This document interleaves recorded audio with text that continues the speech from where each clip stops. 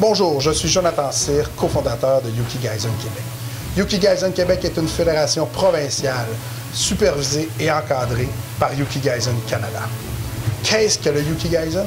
Un sport d'équipe se jouant à l'extérieur qui se veut une bataille de balles de neige. Deux équipes s'affrontent sur un terrain semblable à une surface de hockey. Les joueurs ont comme objectif d'éliminer l'adversaire en lui lançant des balles de neige. Afin de mieux comprendre le sport et surtout voir tout le plaisir que vous pourriez y avoir à jouer, je vous invite à visionner cette vidéo. Je vous souhaite un bon visionnement et j'espère vous rencontrer bientôt dans une activité encadrée par Yuki Gaizen Québec. Les sujets traités dans la vidéo seront l'espace de jeu, objectif de la partie, équipement, composition des équipes, rôle des joueurs, déroulement de la partie et manipulation des balles de neige.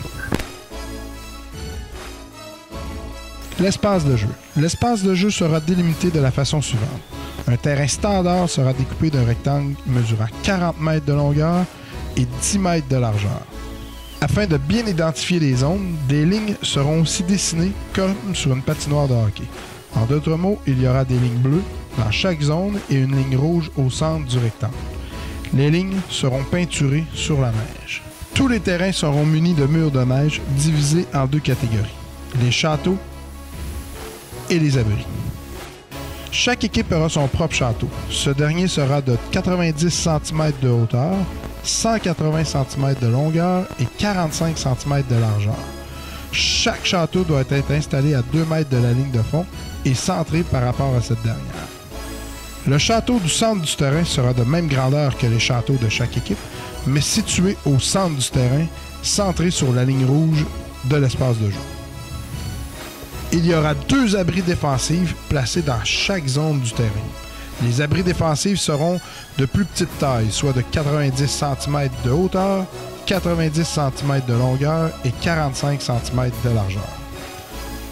Tous les abris et châteaux seront évidemment faits de neige.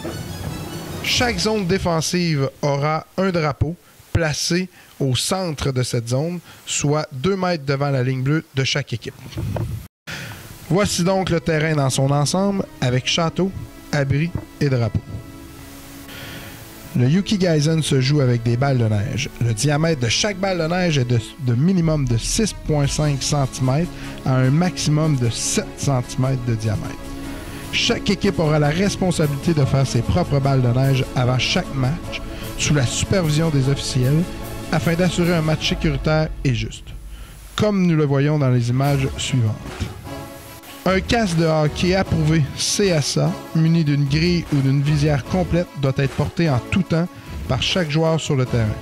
Si une grille est utilisée, le joueur doit porter des lunettes de sécurité sous le casque. Des casques non approuvés du CSA peuvent être portés avec l'approbation des officiels et organisateurs. Le casque doit être porté jusqu'à ce que les résultats du match soient annoncés.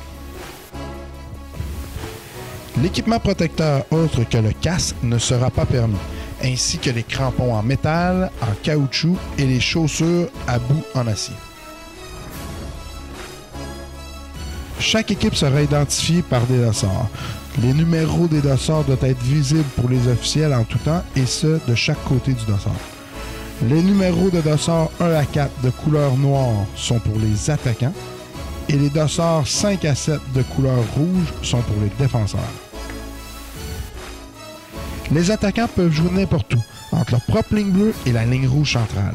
Si les attaquants posent un pied sur leur propre ligne bleue ou reviennent en zone défensive une fois la ligne bleue traversée, ils seront automatiquement retirés.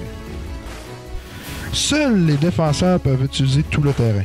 Ceux-ci peuvent transporter, rouler, tasser les balles de neige de leur propre château jusqu'à leur attaquant. Si un joueur pose un pied sur une ligne de contour du terrain, il sera automatiquement retiré. C'est donc dire qu'aucun joueur sur le terrain ne peut sortir des limites pendant la partie.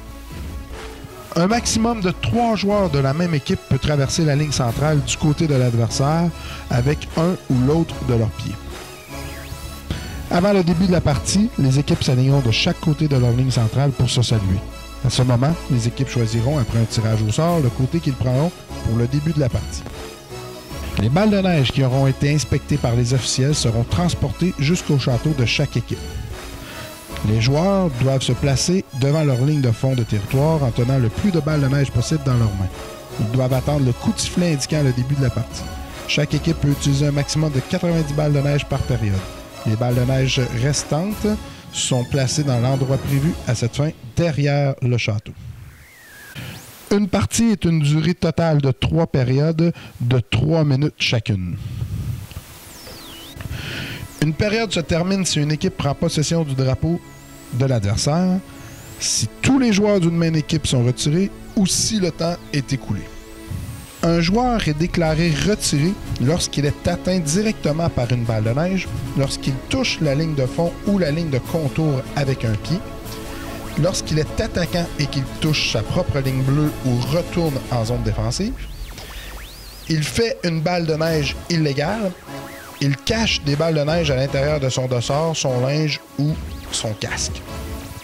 Un joueur qui est déclaré retiré doit immédiatement quitter la zone de jeu à l'endroit le plus près et ensuite se diriger derrière la ligne de fond de zone.